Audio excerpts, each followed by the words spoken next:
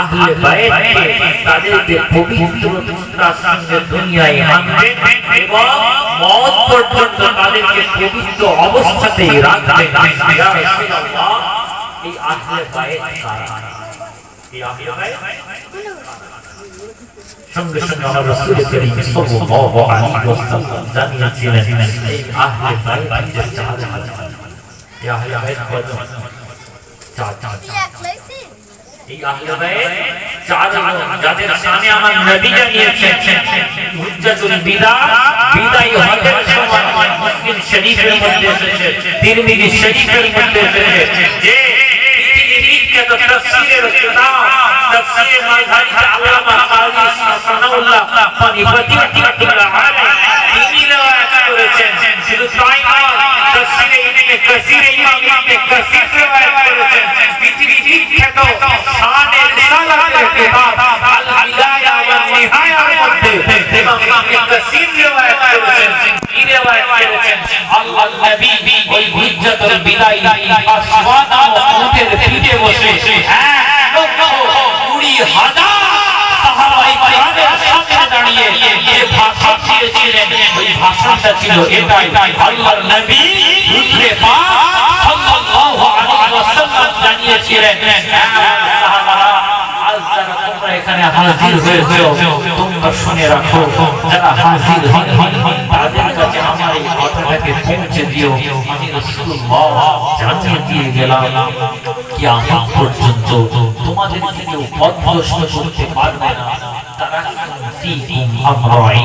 তোমরা দুটো জিনিসকে যদি আঁকড়ে ধরে থাকো, সেই দুটো জিনিস কি?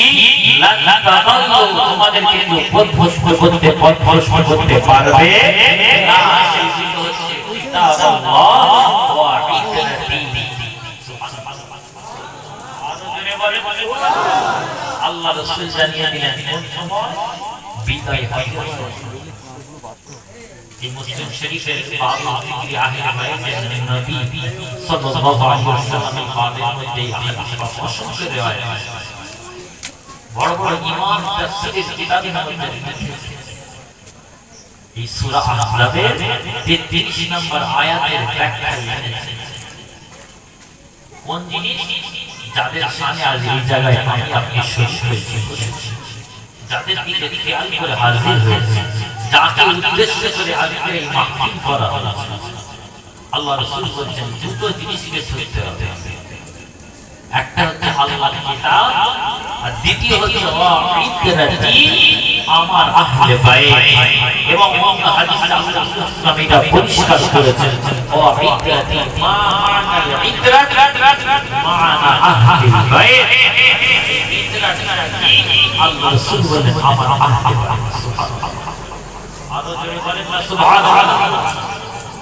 হযরত আম্মা উম্মে সালামা রাদিয়াল্লাহু তাআলা তিনি বলেন এই সূরা আহজাবের 33 নম্বর আয়াতটা আমি উম্মে সালামা আমার ঘরে নাযিল, যখন নাযিল হয় ওই সময় আমার হুজুরে পাক আমার ঘরের মধ্যে ছিলেন। সুবহানাল্লাহ, ওটা হুজুরে পাক সাল্লাল্লাহু আলাইহি ওয়াসাল্লাম আমার ঘরে তাশরীফ আনলেন। এনে আমার বললেন উম্মে সালামা তুমি ঘরের দরওয়াজাগুলো বন্ধ করে দাও, দিয়ে তুমি এই ঘর থেকে বাইরে বেরিয়ে যাও। আমি তাই করলাম, আমি বাইরে বার হলাম, দরজা লাগিয়ে কিছুক্ষণ পর আমি দেখতে গেলাম আমার নবী আমাকে বললেন উম্মে সালমা যদি এই ঘরে কেউ প্রবেশ করতে চায় তুমি কাউকে প্রবেশ করতে দেবে না। কিছুক্ষণ পর আমি দেখলাম ইমাম হুসাইন রাদিয়াল্লাহু তাআলা আল্লাহর নবীর কলিজার টুকরা নওয়াজ তিনি এলেন এবং দরজা খুলে ঘরের মধ্যে প্রবেশ করলেন। কিছুক্ষণ পর আমি উম্মে সালমা আমিও প্রবেশ করলাম। আমি দেখতে পেলাম আল্লাহ রাসূল সাল্লাল্লাহু আলাইহি ওয়াসাল্লাম কি করলেন, যখন ইমাম হুসাইন হুসাইনের সাথে আলোচনা কি আলোচনা, আল্লাহর নবী বলছেন যে আমার কলিজার টুকরা নাতিকে উদ্দেশ্য করে যে কিছুক্ষণ পূর্বে তিনি আসার কিছুক্ষণ আগে আমার এখানে এসেছিল কে? হযরত জিবরাইল আমিন আলাইহিস সালাতু ওয়াস সালাম। কি এনেছে, কেন এসেছে? জিবরিল আমিন এসে আমাকে জিজ্ঞাসা করেছিল, জি আর রাসূলুল্লাহ, কাদেরকে বেশি ভালোবাসেন? আমি তখন জবাব দিয়েছি জিবরিল আমিনকে, আমার আহলে বাইত। ইয়া রাসূলুল্লাহ, আপনার আহলে বাইতের মধ্যে কে? হুসাইন ইবনে আলী। আমার আহলে বাইতের মধ্যে অন্যতম আমার হুসাইন রাদিয়াল্লাহু তাআলা। আমার জিবরিল আমিন আলাইহিস সালাতু ওয়াস সালাম ওই সময় আমায় জানিয়েছেন, আমি রাসূলকে কি যে যাকে আপনি এত ভালোবাসেন আপনার আহলে বাইত, যে ইয়া রাসূলুল্লাহ, ইয়া হাবিবাল্লাহ, হুজুর আপনার এই কলিজার টুকরা, আপনার এই আহলে বাইতের অন্যতম ইমাম হুসাইন রাদিয়াল্লাহু তাআলা আনহুকে আপনার হুরমাতে আপনি শহীদ করে দিলেন।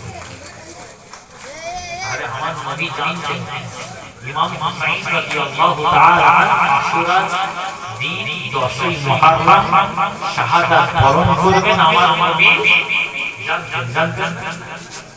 এই খবর আমার নবীর কাছে পৌঁছে গিয়েছিল যে উম্মে সালামা রাদিয়াল্লাহু তাআলা আনহা বলছেন যে সেই ভোরের বেলা আমি দেখলাম আমার রাসূলের পাক তানার একটা আবা চাদর করেছে, ওই চাদরটার মধ্যে ইমাম হুসাইন রাদিয়াল্লাহু তাআলা আনহুকে বসালেন, ইমাম হাসান রাদিয়াল্লাহু তাআলা আনহুকে বসালেন, ওই চাদর দিয়ে ঢেকে নিলেন। তারপর আমার মা ফাতেমাকে ডাকলেন, তামাকে নিয়ে তামাকে ওই আবার মধ্যে চাদরের মধ্যে ঢেকে নিলেন এবং তার কাজ করে হযরত আলী প্রবেশ করলেন। হযরত আলী রাদিয়াল্লাহু তাআলা আনহু ওই চাদরের মধ্যে ঢেকে নিলেন, নিয়ে বললেন এরাই হচ্ছে আহলে বাইত। বলে এই সূরা আহজাবের 33 নম্বর আয়াতটা আল্লাহর নবী তেলাওয়াত করে আল্লাহর কাছে দোয়া চাইলেন, হে আমার আল্লাহ, এরাই হচ্ছে আমার আহলে বাইত, এরাই আমার বংশধর, এরাই আমার আওলাদ। এদেরকে পবিত্র করবেন, এদের যে পবিত্রতা এদের মধ্যে বজায় রাখবেন। দুনিয়ার জমিনে এদেরকে যারা মহব্বত করবে, আমি রাসূল আমাকে তারা মহব্বত করবে। আর আল্লাহ যারা এদেরকে ভালোবাসবে, আল্লাহ আমিও তাদেরকে ভালোবেসে নেব। সুবহানাল্লাহ। আজ আমরা হয়তো আমরা অত জানি না, বুঝি না,